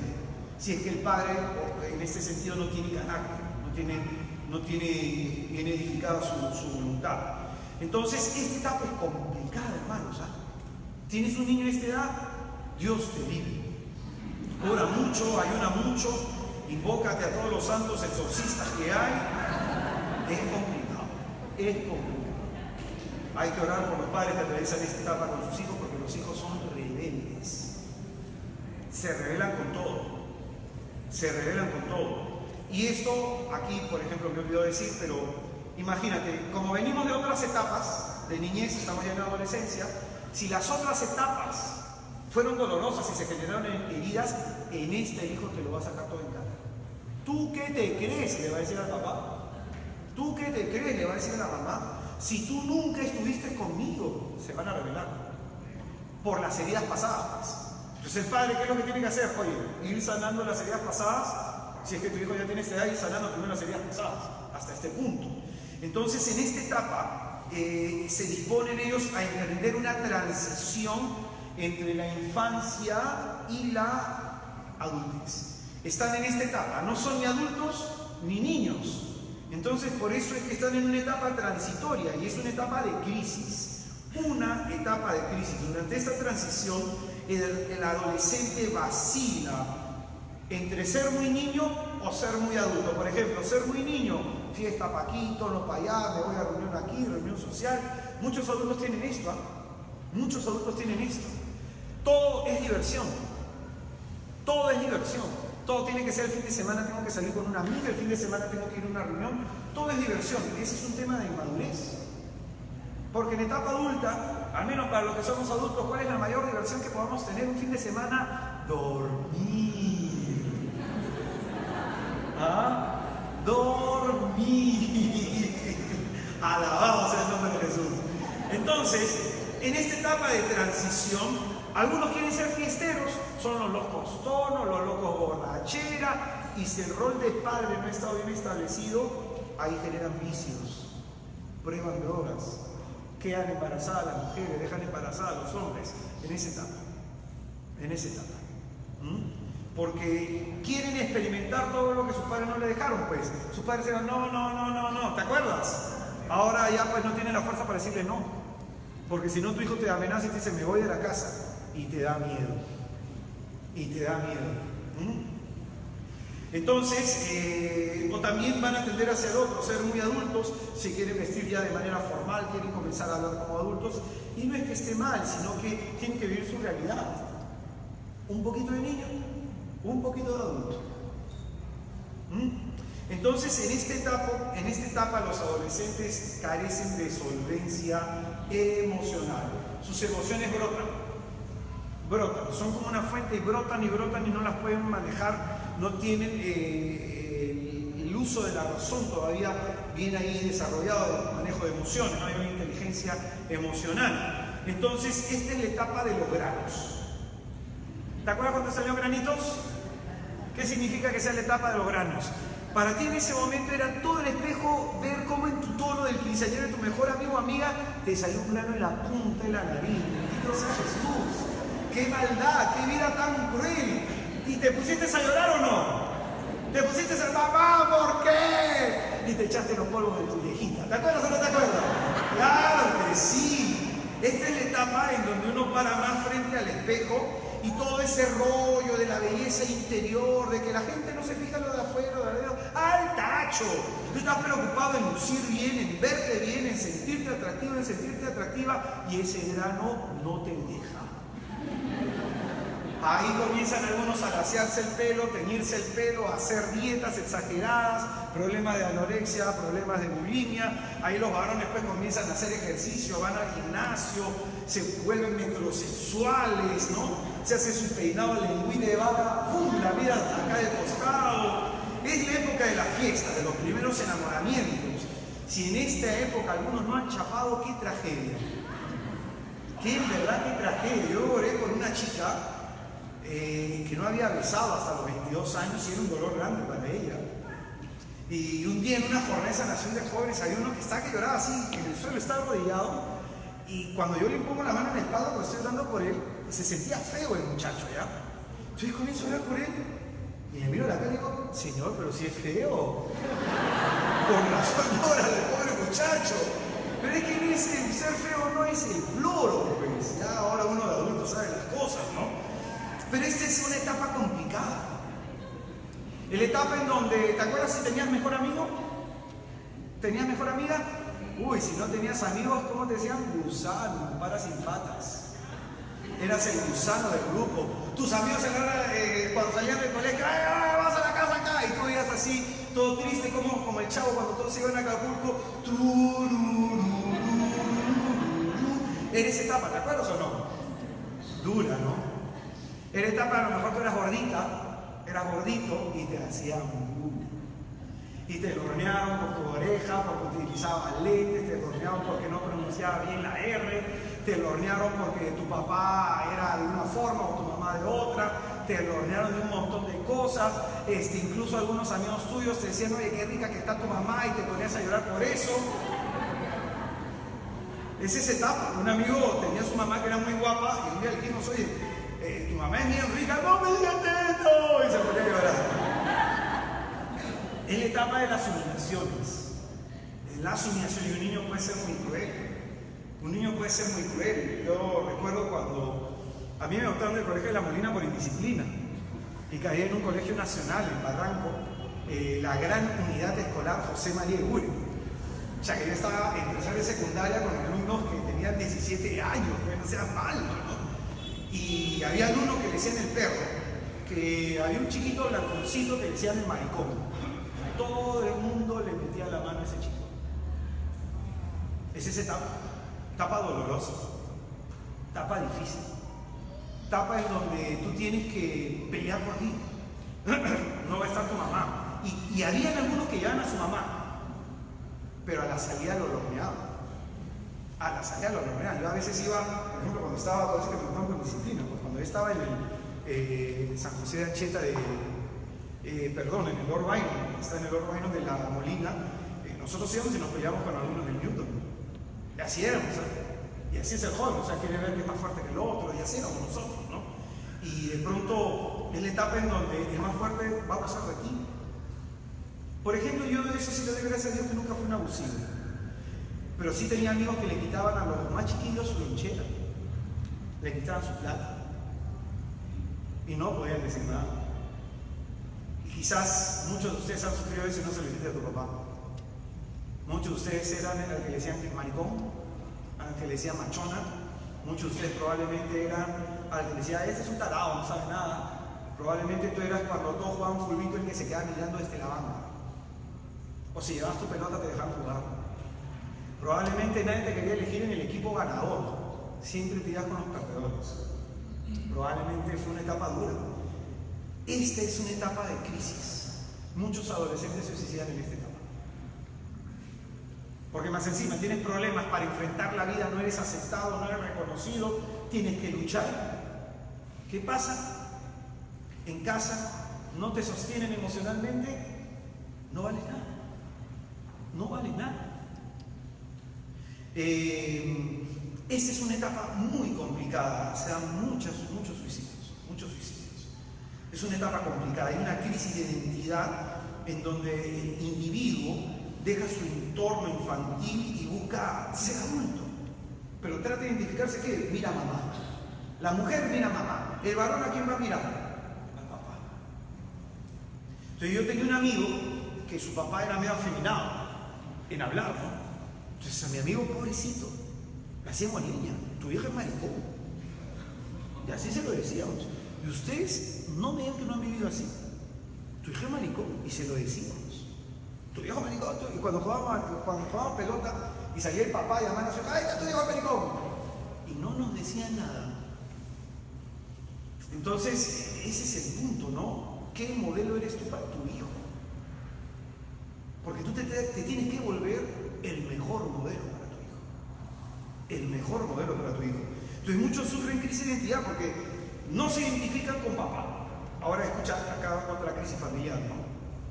Si el papá es un varón ausente en la casa y la mamá, por suplir los roles del padre, ocupa el lugar del varón, entonces a los hijos los dejas interiormente divididos.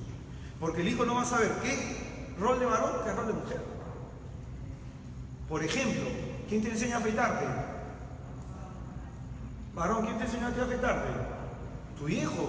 La máquina se agarra así, se pone así, se aprieta mucho, te cortas el cuello, mira, te cortas un poquito y te pones papel higiénico aquí, otro poquito por acá, otro poquito, la loción se echa así, un poquito por acá, otro poquito por el pecho, en el sobaco, algo así. ¿Así es o no? Las mujeres, ¿quién le tiene que enseñar cómo se cambia una toalla higiénica a la mujer? El varón. Mira, hijita, la toalla se cambia así, se pone acá, la parte de adelante va por aquí, acá. ¿Cierto? ¿Quién le tiene que enseñar? La mujer, la mamá. La mamá le tiene que hablar sobre su sexualidad a la mujer y el varón le tiene que hablar sobre su sexualidad al varón. Entonces, cuando los padres, nuestro hijo no ha preguntado nada de sexo, preocúpate. Porque el que no te pregunte no significa que todo está bien. Te va a preguntar al amigo más bravo, a la más maleada del grupo. Le va a preguntar a ellos. Entonces va a haber una crisis de identidad. ¿Quién soy? ¿Qué quiero? ¿Qué soy capaz de hacer? ¿Qué estoy haciendo? Estas preguntas van a responder a una mirada interior. Ahora se está mirando interiormente y ven que hay cosas que tienen que cambiar. Por eso Freud va a decir que estas crisis de identidad que no se dan en la etapa de la adolescencia y se llevan a la etapa adulta, muchos adultos que tienen este tipo de crisis se vuelven neuróticos. Los adultos que no saben quiénes son, qué quieren, qué son capaces de hacer, qué están haciendo con su vida, dicen que se vuelven adultos neuróticos, porque no han todavía contestado estas preguntas de la etapa de la adolescencia. Entonces acá se dan heridas sexuales, heridas de abuso y heridas de autoabuso. Es decir, autoabuso significa que hay jóvenes que comienzan a ver pornografía. Y escúchame bien, una sola imagen pornográfica cuando entra en la mente se demora 5 años en salir. 5 años con el recuerdo de la imagen pornográfica. Y la imagen pornográfica es una imagen violenta, de un sexo violento, duro, agresivo. Esto deja secuelas. En la vida sexual adulta comienzan a florecer hombres que les gusta oler la pata de la mujer, los zapatos de la mujer, hombres que tienen de pronto preferencia por tener sexo contra la natura en vez de por la vagina. Ahí se ve, sale a la luz eso. Hombres que tienen relaciones sexuales con otros hombres, simplemente que los otros están vestidos de mujer, pero siguen siendo hombres. Entonces ahí se dan estas crisis. Todo por el tema de la pornografía. Terrible, cómo corrompe la mente, cómo la corrompe. Entonces esas son las heridas del autoabuso sexual. Hay que tienen muchos matrimonios en donde los maridos se masturban y consumen pornografía y tienen pésima vida sexual. Entonces le quieren exigir a la mujer hacer poses o cosas indignas a su dignidad de hija de Dios. Entonces esto es porque esta persona consumió mucha pornografía. Que el día de mañana tú te casas y tu marido te dice, vamos a hacer esto, vamos a hacer lo otro, papito, vaya y sálvese la mente. Porque eso significa que tienes imágenes y esa imagen obviamente va a provocar deseos, va a provocar fantasías y desvirtúa la sexualidad. Entonces, por ejemplo, la noticia del día de ayer, varios adolescentes, 7 adolescentes violaron a una amiga suya y la filmaron y se pasaron el video por WhatsApp. ¿Qué ha pasado con ellos? El consumo de pornografía debió haber sido tan intenso y más encima hay un atenuante. La chica tenía esquizofrenia o tiene esquizofrenia, o sea, hay un atenuante. Entonces por eso es que hay tanta violencia sexual. Claro, es que los hombres son así, pero por si acaso, los hombres, imágenes de quién ven en esos videos, de mujeres. Entonces todos estamos metidos en el problema, no solamente hombres, también mujeres, desde cómo una mujer se viste. Acá yo no voy a decir que la mujer pues se ponga algo en la cabeza, se cubre media cara, pero pues, hay que decir la verdad, ¿no? Hay veces que el pobre padrecito cuando está en la misa pues dando la comunión que cierra los ojos, ¿no? Pues hay mujeres que tienen un escote. O sea, ¿cuál es la intención? Que vean qué cosa. Hay mujeres que en su Facebook se toman la foto en un ángulo en donde por acá sale la cola y acá se tiene que salir la lonja, ¿no? Entonces, ¿cuál es el objetivo de eso? ¿Cuál es el objetivo? ¿Cuál es el objetivo de que te vean que tú eres exuberante? ¿Cuál es el objetivo de que el hombre vea tu carne? O sea, te quieres casar con un carnicero. Para que sepa que va a chamar cuadrilla, dice, no sé qué cosa. Pero entonces hay que tener prudencia, ¿no? Las imágenes que ponemos. Yo, por ejemplo, en Facebook, yo he cortado a varias amistades por las fotos que ponen. Porque también tengo adolescentes en el Facebook. Entonces digo, esta chica muy sensual y con hijos, ¿sabes? Y sale así.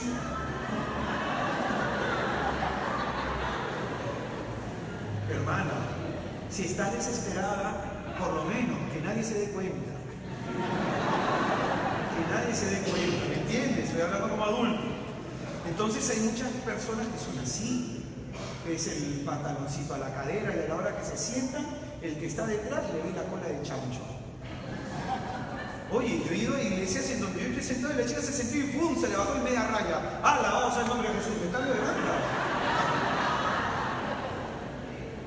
Uno se cambia de banda. Entonces tener esa prudencia, pues también eso es santidad, también eso es conversión. Entonces esta es la crisis de no tengo mejor amigo. ¿Cuántos acá han tenido mejor amigo? ¿Cuántos acá era el líder del grupo? Los que han sido líderes del grupo probablemente no han tenido muchos problemas de este tipo, pero los que no, tenían que ganarse el respeto del líder, tenían que ganarse la admiración del líder para ser aceptado en el grupo. Y las mujeres es más complicado, porque los hombres normal no traen la pelota y se acabó el asunto, juegas con nosotros, pero las mujeres es distinto. ¿Te has fijado o no? Pero las mujeres es competitividad, pues, ¿no? Yo, por ejemplo, voy a una reunión y alguien tiene mi camisa igual que la mía y yo digo, che, que bien se le ve, ¿no? Pero una mujer ve y comienza a ver, pero este está gordo. Este es chola, no le queda, a mí mi piel blanca. Hay gente así, hay gente así. Entonces, esta etapa para los adolescentes, atención, se desaniman un montón. Por eso la tendencia es suicidio. Si tu hijo no te quiere hablar, para siempre de mal humor, algo está mal. Algo está mal. Entonces tienes que actuar como padre. Tienes que actuar como padre. En esta etapa, te decía, el tema de la violencia sexual, hay violaciones. Por ejemplo, yo he conocido casos, desgraciadamente, de mujeres violadas, que me ha tocado orar y hacer acompañamiento, y qué desgracia, es una herida terrible. Por eso yo siempre cuando doy charlas incito a los varones en Cristo que defiendan a las mujeres. Defiendan a la mujer en donde esté. Si tu amigo dice, mírale el poto a esta chica, corrígelo. Mírale al de tu madre. Míraselo a tu madre. Yo hay varios que los corrijo así. Y un día uno agarró y me dijo así, yo trabajaba, ¿no? Cuando salí del trabajo se da eso. Mira, yo a esta chica la agarraría así, así, la pondría así, haría esto, aquí, acá, y así hablando, no varones. Y yo le dije, pues bien, tú tienes una hija mujer, también habrá un hombre como tú que le haga y le diga lo mismo.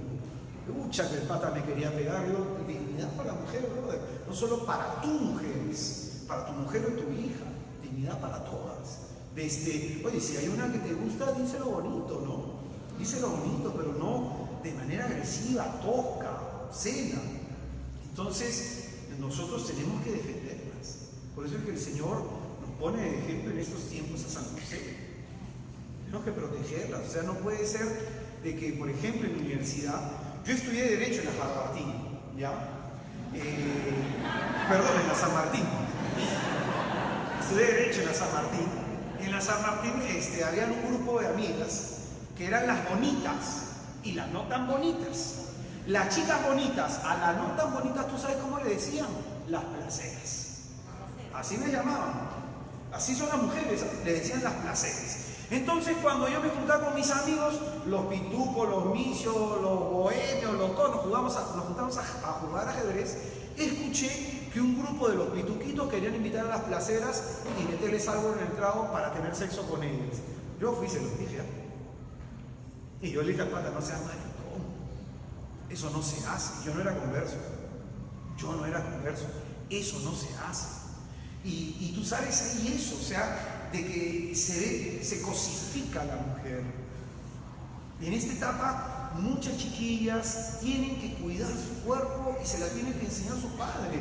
Yo les pasé, estoy entrando al condominio, y una chiquilla que tiene 15 años, que tiene sus curvitas, la chica, tiene sus curvitas, y le ponen ropa apretadísima. Y justo yo estoy entrando al condominio y pasa un taxista y le dice, qué rico, cu. Y la chica no dijo nada. ¿Dónde están los padres? ¿No te estás dando cuenta que tu hija está saliendo con un short que le llega a la ingle? Que se está poniendo un short que si se sienta se le puede ver hasta sus partes. ¿Dónde están los padres? Entonces los padres lamentablemente están ausentes. Entonces estos son los problemas que tienen muchos adolescentes. Muchos pudieron haber tenido esto. Esto, ¿cómo lo curamos? Todas estas heridas. Etapa por etapa, la he ido citando como para que tú en tu mente recuerdes, escucha cómo me fue en esta etapa, cómo me fue en esta otra etapa, qué me dijeron en esta otra etapa, qué me sucedió aquí. Y esto tú lo trabajes en el Santísimo. Acá yo voy a hacer una oración, claro que sí, pero necesitas tú sentarte. ¿Cómo fue mi niñez? ¿Cómo fue mi adolescencia? ¿Qué me dolió que me dijeran? ¿Qué me dolió que me dijeran? ¿Cómo me trataron? ¿Tu primer enamorado te hirió, no te hirió? Yo he encontrado personas en que el chico se la llevaba a la cama con mentiras. Y después de haber estado con esta chica que se la metió en la cama, se metió en la cama con la amiga de esa chica. Esos son traumas. Son traumas que se dan y que necesitan prestarle atención. Por eso, estos problemas que los adolescentes tienen y que hemos tenido en otras etapas de nuestra vida, hay que llevárselo a Cristo. Yo te cuento en breve mi resumen, el resumen de mi vida, más o menos para que lo entiendas. Yo soy el último de 4 hermanos. Mi familia era pobre, vivían en un callejón en Barranco. Entonces entiendes que no fui el hijo deseado. Yo nací porque un método anticonceptivo no funcionaba, entonces no me esperaba. Y cuando nací, probablemente mi madre le dio miedo decirle a mi padre sobre mi situación, y cuando mi padre se enteró, me rechazó. Hubieron 3 rechazos. En el último, mi padre llegó borracho porque era alcohólico y pateó a mi madre en el vientre cuando tenía 5 meses yo de embarazo, para que me abortara. Pues bien, no me abortó, yo nací. Pero nací con un montón de problemas. Con un montón de problemas. Desde que yo tengo uso de razón siempre he pensado en suicidar, desde muy pequeño. Entonces, conforme avanzaron los años, soy el último en un hogar violento, en un hogar donde había maltrato de parte de mamá y maltrato de parte de papá. Entonces, los hermanos, ¿cómo te trataban? Igual. También había maltrato de parte de hermanos. Y como era el último pues carga el peso de todo, pues, ¿no? Entonces, yo atravesé por una etapa depresiva, yo no hablaba mucho. Y yo me sentaba en mi cama y me balanceaba así, por horas. Y podía estar así por horas, callado. ¿Sabes qué significa eso? Necesidad de un abrazo. Y me podía pasar horas así, horas así. De pronto crecí y prefería estar más fuera de mi casa que dentro de mi casa. Daba miedo llegar a casa por gritos de papá, por gritos de mamá. Y estuve, mi familia tenía un club, teníamos mejor económicamente, estuvimos en un club en Barranco, y en ese club de Barranco fui ultrajado. Fui ultrajado a los 8 años, fui ultrajado a los 9 años y fui ultrajado a los 11 años. A los 11 años de edad tuve mi primer intento de suicidio. Me corté la muñeca izquierda. Hice un corte superficial, como algunos dicen, solo es para llamar la atención. No es para llamar la atención. Estás ensayando. Estás ensayando. Esa situación difícil, esa situación dolorosa, me llevaba a mí a refugiarme en mí mismo. Yo me podía pasar en un columpio 5 o 7 horas columpiándome. Mi padre lo veía normal. Lo veía normal. Pues las situaciones en la casa no mejoraban. Se complicó un poco. Yo, por ejemplo, cuando estudié en La Molina, yo sacaba 3er puesto a nivel general en todo el colegio. Me gustaba estudiar. Pero mi padre me decía que solo 3er puesto. Nunca un primer puesto, nunca uno segundo. Y mis otros hermanos, a los que mi padre tenía una notoria preferencia, no le decía nada cuando salían jalados. Entonces esa falta de aliento a mí me desmotivó a seguir estudiando. Llegó un momento que me marcó muchísimo, porque mis amigos eran gringos, yo soy de cabello oscuro, Yo no soy rubio como mis amigos del colegio, y me decían negro. Y todo el día era negro, el negro, el negro, el negro, el negro, el negro, el negro. Entonces, a mí, yo llevaba mi comida, ellos llevaban su plata para comprar el menú, yo llevaba mi comida y me gustaba el camote. Entonces mi mamá me hacía mis papas fritas, mi jodocito y mi camote, y ellos se burlaban de eso. Comida de cholo, decía. Comida de cholo. Entonces yo comencé a tener la costumbre de encerrarme a comer en el baño. 9 años, 10 años de edad, 11 años de edad, tuve la tragedia pues, de la agresión sexual. Llegó un momento en que me harté. Y una chica que siempre me pegaba, la chica era abusiva, la chica, un día me volteé y la agarré a puñetazos. Me suspendieron. Desde ahí me comencé a volver agresivo, todo lo resolvía volverse. Alguien me decía algo y le pegaba al punto de querer verle los dientes rotos. Si tú ves mi nudillo derecho, está lleno de cortes. Yo me disloqué el último nudillo por pegarle a alguien en el cráneo. Se me rompió el dedo. Yo fui demandado por intento de homicidio. Me volví una persona agresiva. Comencé yo a la edad de los 16 años a tomar compulsivamente, antes de los 16, desde los 13. Comencé a tomar entre 3 a 5 litros de trago diario. Para olvidar la vida que tenía. La vida familiar era dolorosísima, dolorosísima. Dentro de todo, yo no pude estudiar, o sea, ya no me daba el cerebro para estudiar. Iba a la academia a estudiar, a prepararme para entrar a la universidad, no podía. Yo entré a la universidad porque mi padre me ayudó, nada más. Pero si el promedio para entrar era 1000 puntos, yo sacaba 200. No podía estudiar. Y todo el día paraba con el lapicerito golpeando la mesa, todo el día. Y el movimiento de mis piernas por la ansiedad, todo el día, era todo el día. Y eso se calmaba solo cuando escuchaba heavy metal y se calmaba solo cuando consumía trago. Entonces, por eso es que me volví alcohólico, por eso es que me volví farmacodependiente. Tuve mi segundo intento de suicidio a los 17 años. Segundo intento de suicidio.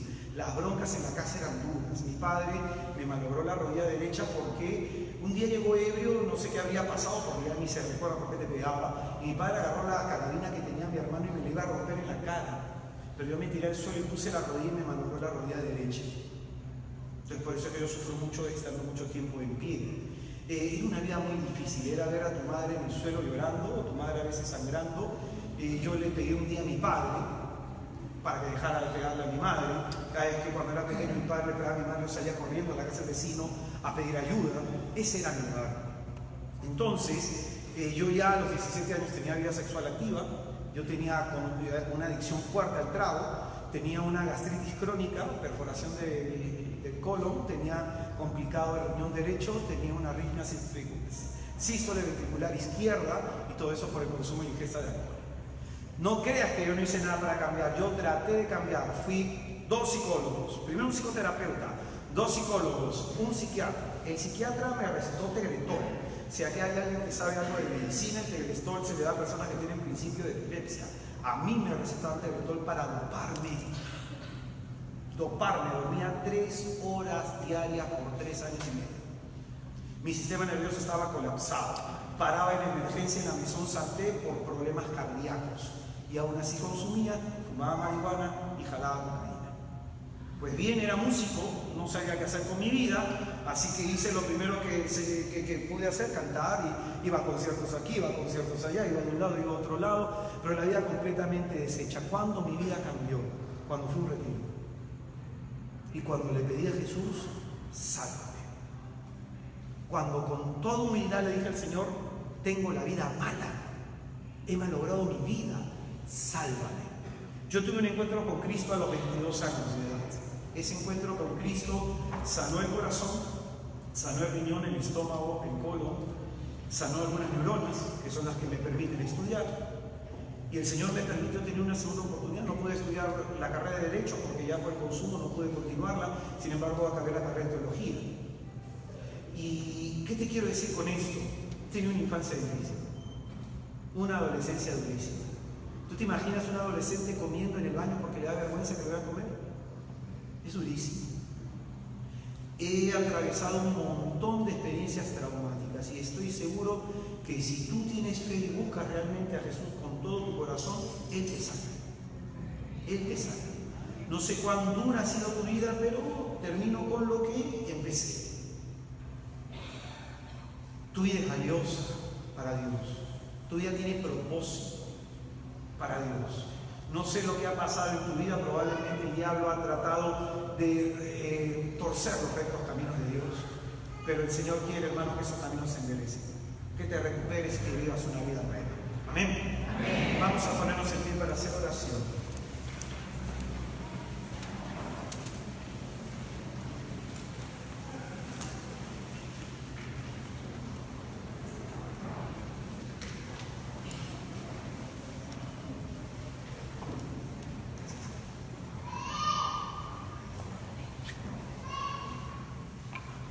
Te invito un momento a cerrar tus ojos.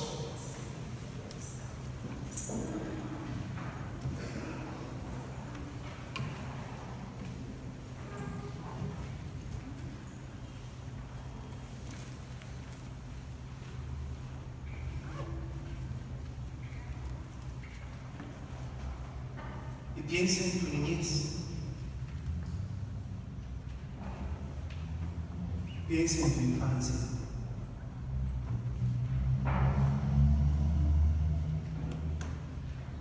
¿Tú has sido un niño feliz? ¿Siempre? ¿A veces? ¿O has sido un niño o una niña infeliz?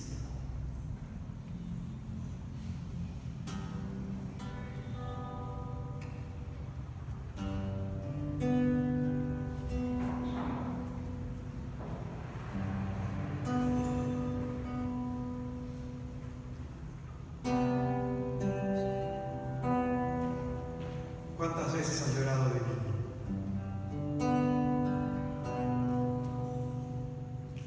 ¿Cuántas veces has llorado de niño?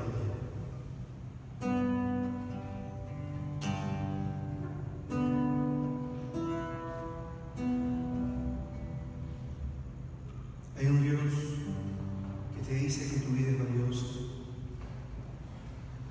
Un Dios que te dice que Él quiere curar y sanar tu vida, porque Él quiere que tu historia cambie.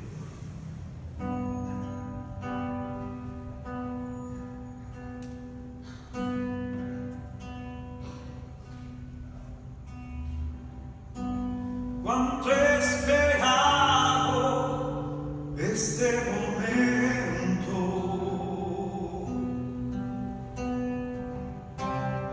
Cuánto he esperado que estuvieras así.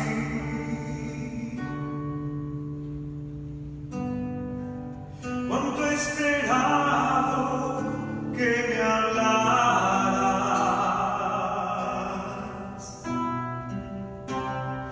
Cuánto he esperado que vinieras a mí.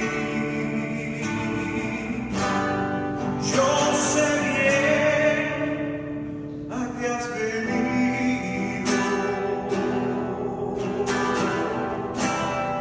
Yo sé bien lo que has llorado.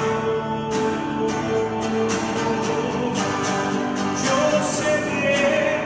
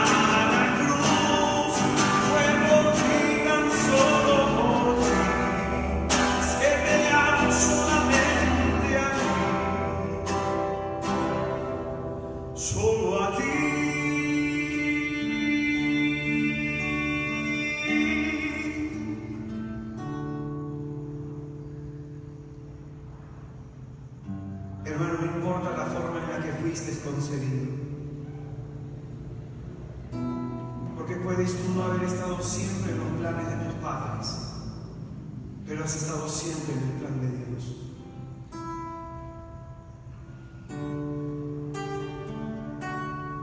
Dice la palabra de Dios que el Señor se recreó tejiéndote en el vientre materno.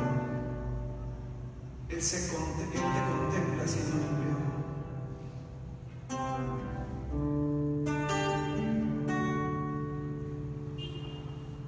Probablemente no hemos sido abrazados todas las veces que lo necesitábamos.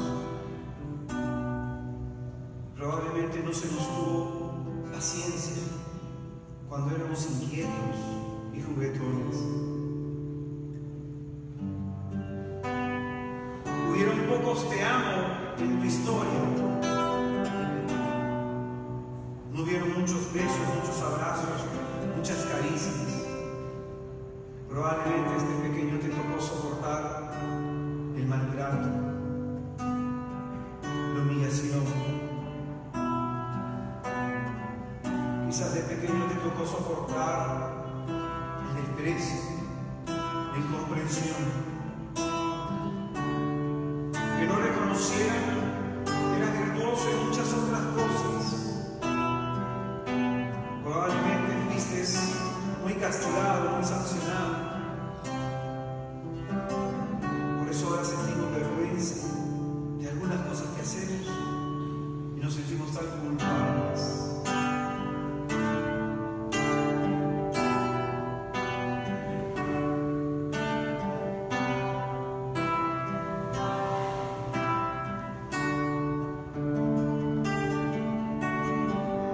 ¿Cuántas veces, hermano, cuando eras adolescente, levantaste tu mirada al cielo de Dios, pidiendo una ayuda, pidiendo el apoyo? Tú que recibiste